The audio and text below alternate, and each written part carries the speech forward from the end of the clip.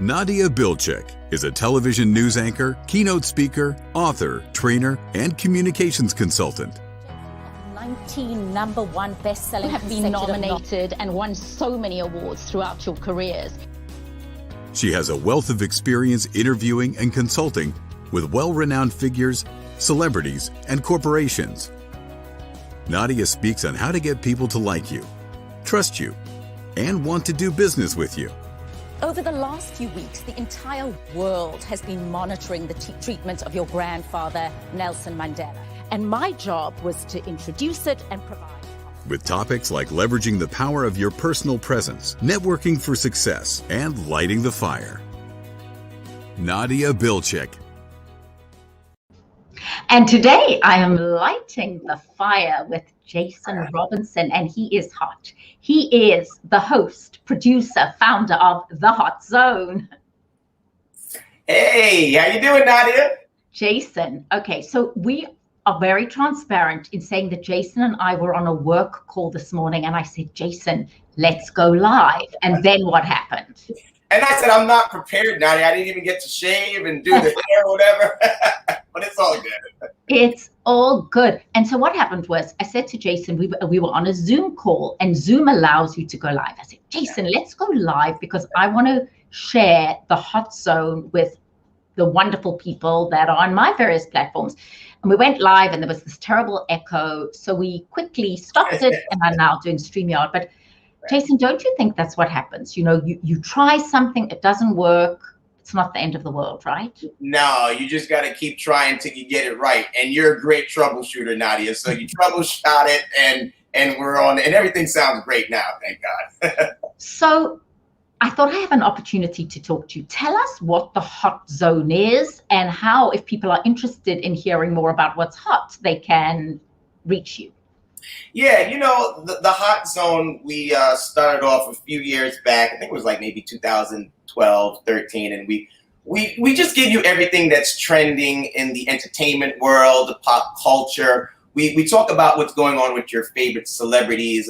And, you know, we go to their IG page, we see what they're doing, whether they're having a new movie coming out, a new television show, a new book. We basically bring your favorite celebrities into your own home. We interview a lot of great people promoting what we've interviewed Don Lemon, you know, Gabrielle Union, Garcelle Beauvais. We've interviewed so many people about their latest projects and different people that's coming out with Netflix movies. And we just want to promote what they're working on because they work so hard. And people look at celebrities a lot and they say, oh, well, they got this easy life. And, oh, it's so great and it's easy. But it's really not. All of us works hard on our particular jobs, like whatever we do. It's not any different for these celebrities. Yeah, they've got a lot of fame. They got a lot of money, but they work really hard. So what the Hot Zone does is we bring their projects to life and we promote it on our platform channel. We just started our new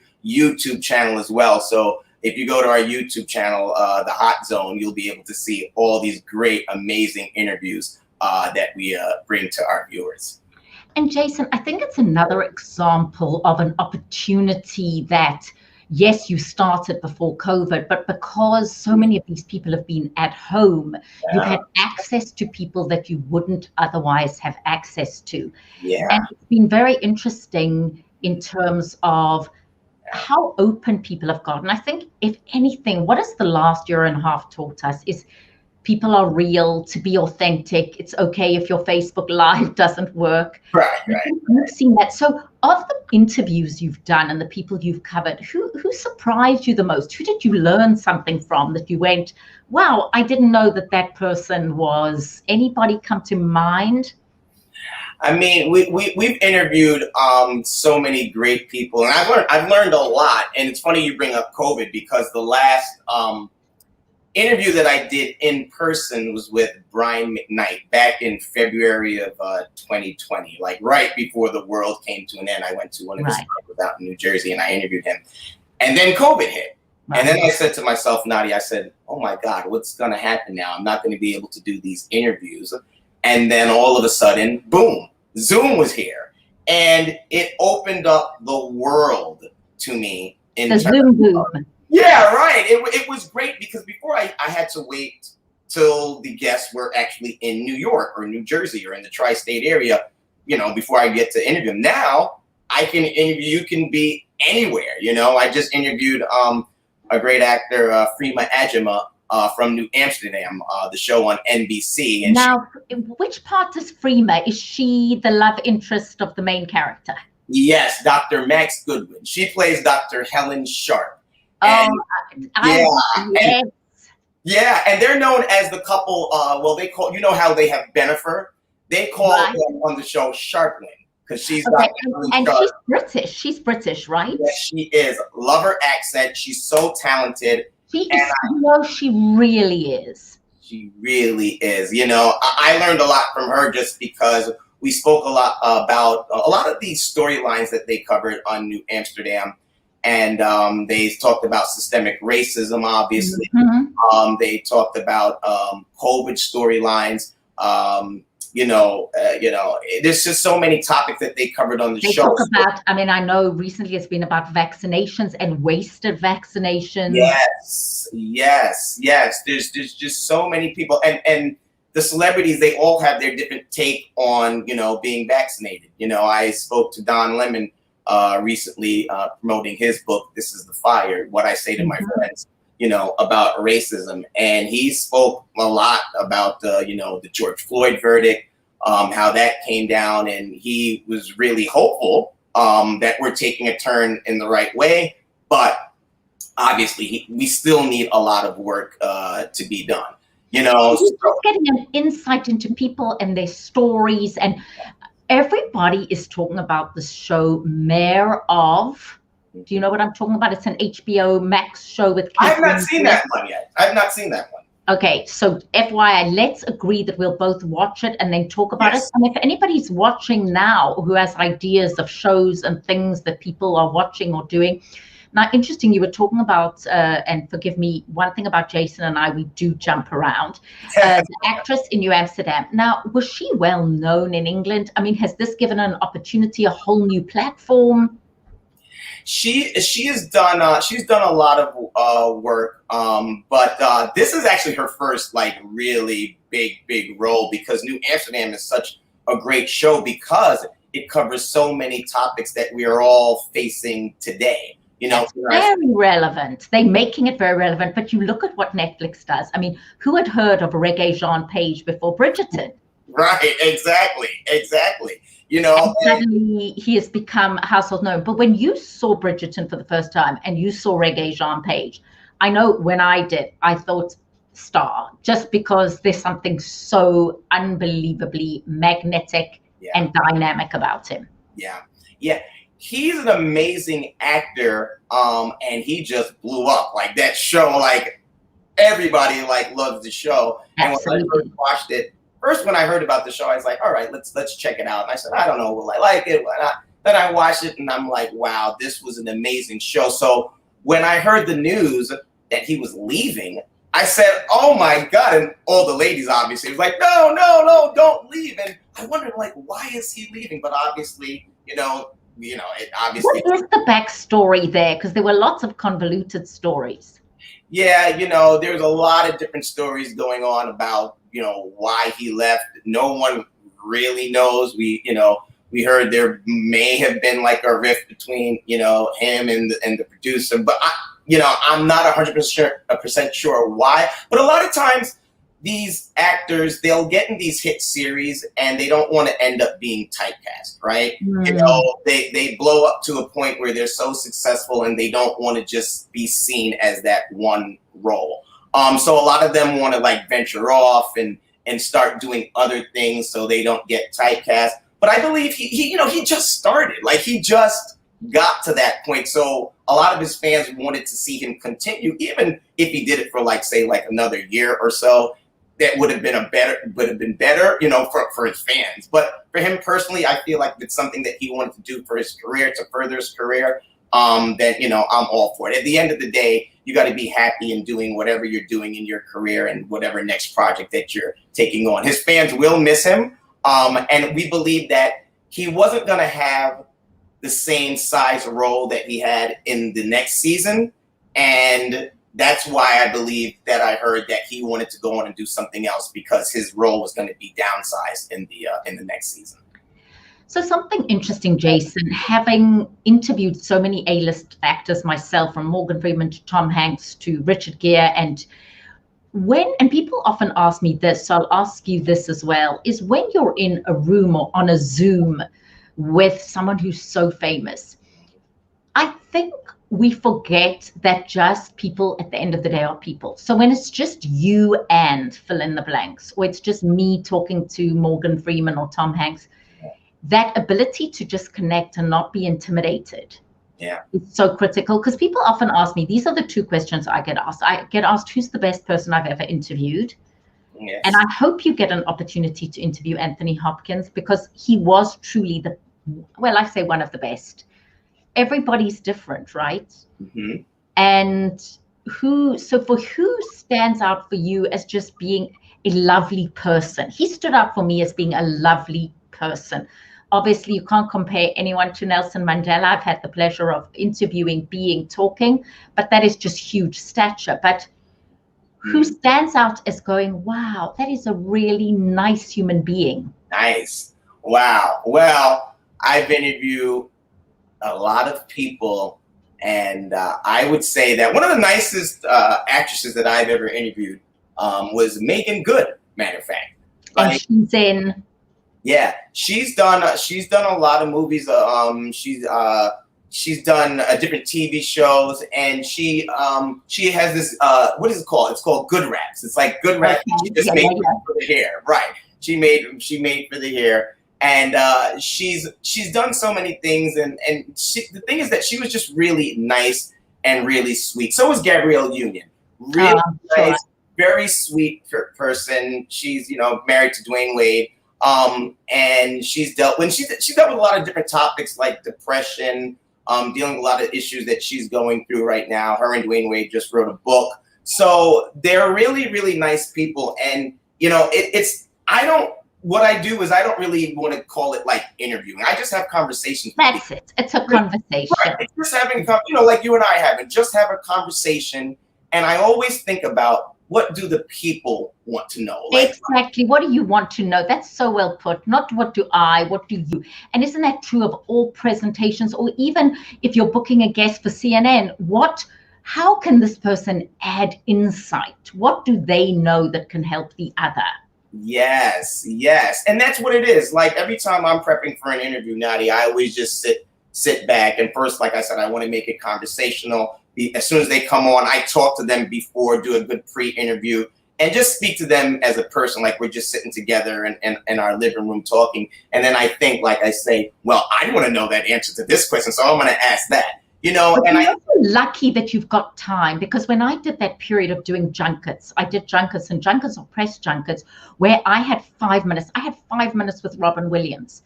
And then after your 5 minutes, there's so much more you want to talk about and it's gone, or you have 5 minutes. But recently, Jason, I interviewed Kim Cattrall from Sex and the City. Yes. And she was so surprising because her character is this really tough. And often there's an element, and she was actually the most gracious, lovely, charming. I could not have been more surprised. But again, I was doing it in a lineup where there was 6 different journalists and you had 5 minutes with the person. I had the same thing with Mark Wahlberg. We were at his restaurant. I was interviewing him. I had literally 2 questions to ask him. Yeah. That's the hard thing. Having this kind of conversation is real, but when you have those very fabricated, very short interviews. Did you like the red carpets, Nadia? I never liked doing red carpets. I find it so difficult. And recently I did some interviews for Georgia Hollywood Review, and they are, first of all, exhausting, but also you're getting people when they're very distracted. Yes. And so you've really got to zone in. But my question to you, and as thinking about what our audience needs right now, is you interview people, I've interviewed people, I'm interviewing you. What do we learn about the skill of genuine interest in the other and making that person feel? I remember saying to Tom Hanks once, I wish I could ask you something original. And he said to me, no, but you're asking it originally. Yes, yes. And it's the same thing, you know, these people that you're interviewing or I'm interviewing, a lot of people want to interview them. So how do you cut through their mental clutter and say, as Jason Robinson, I want to get something out of you and hear something that not everybody is hearing? Yeah, I mean, I think it just comes in terms of vibing with your particular guest. I actually spoke to Beverly Johnson, supermodel Beverly Johnson, a few months ago, and she said to me after the interview, she said, "Oh, I love the interview." She said, "You make your guests feel really comfortable," and she says, I had a young journalist interview me years ago when I first came back. Didn't have a lot of time, but I knew she was going to go somewhere. And you remind me of her, Jason. Oh, Jason. But Jason, as a person, you make people feel comfortable. That's very genuine. That's who you are. Well, thank you so much. And she gave me the biggest compliment because she says, "Jason, do you know who that person was?" And I said, "No." She says, "That was Oprah Winfrey." I was like, Jason, whoa. I was like, you're in good company, Jason Robinson. yeah, so you just have to make your guests feel comfortable and make them, because sometimes they will interview with people and they might get like a wrong vibe from them and they don't feel comfortable opening up, speaking about topics that they don't really want to talk about. But if you make your guests feel comfortable, like you're not judging them and you're just asking the question, they'll tell you a lot of things that they won't tell other journalists. So it's just about making them feel comfortable. Like you guys are, the same people. We're just human beings. We all put our pants on. That's right. And so what do we learn from that? As communicators, we want the people we communicate with to feel comfortable. So whoever's watching this going, when you engage in an interaction with someone, do you work hard at making them feel at ease? And that's building trust, isn't it? Yes. Building the basis of trust, and you do that well.